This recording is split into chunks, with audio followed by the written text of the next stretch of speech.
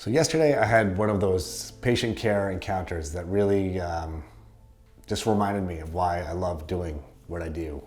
There's a patient we saw yesterday who was 8 months pregnant, and she'd gone to her obstetrician in the morning who noticed a lesion that looked suspicious and kind of scared the hell out of the patient. And it's very hard to get an appointment now, especially with all the COVID restrictions and social distancing, etc. But we generally see patients in the afternoon on Mondays, and she actually walked over to our office in New York City, essentially crying, because she was so nervous about what her doctor had told her, and asked if she could be seen that day. And of course, obviously, we accommodated her, and I saw her later in that day, and she's just visibly just very nervous, even when I walked into the room. And I had to biopsy the lesion in question. Everything is fine, by the way. The story does have a very happy ending. The patient is totally fine. But as we're about to do the biopsy, my patient was really, really nervous. And we have stress balls in our office, when we're giving a numbing shot or something is painful, the patient can squeeze onto, just to kind of, be able to sort of squeeze something and get through the tension of, whatever the painful aspect of the visit is.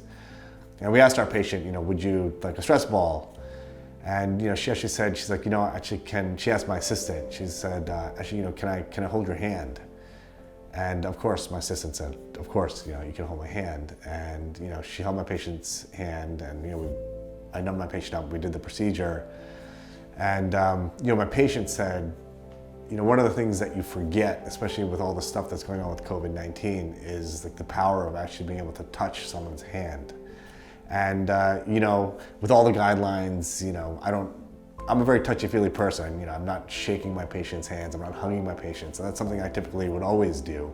But I haven't done that in the last 6 months, and you just kind of get used to this new normal of not touching people, not that whole element of being human, not embracing people and shaking hands and high-fiving and all that sort of stuff that we never even thought about 6 months ago. And now it's just become so normal not to touch somebody, not to interact with humans in that way, which is such a human experience, And my patient was just so relieved that, someone held her hand during the procedure. It was such a powerful gesture. And, just really, that's what being human is all about. And, that's like the art of medicine. Little things like that. The fact that my assistant didn't even think twice about, this is COVID and, I can't hold your hand. She held my patient's hand. And you know what? Big deal. She washed her hand and she used hand sanitizer after and really didn't increase her risk in any way. For as long as I've been practicing medicine, we've been, protecting ourselves from getting HIV, hepatitis, all sorts of other communicable diseases. COVID-19 is really no different. And there is a sort of a common sense element sometimes when you make a decision, when you're treating a patient. That simple act of holding my patient's hand, my assistant holding my patient's hand, just relieved my patient to such an extent that she was able to get through her visit without anxiety.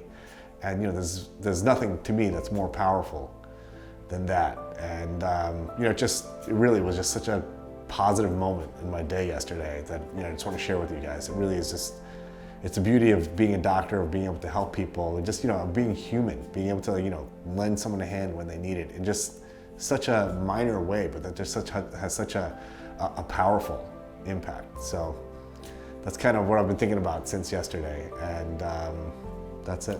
Let's be kind. Let's remember that we're all in this together, and anything that we can do to help each other get through this, whether it's a simple gesture like that, it really means the world. Let's get it.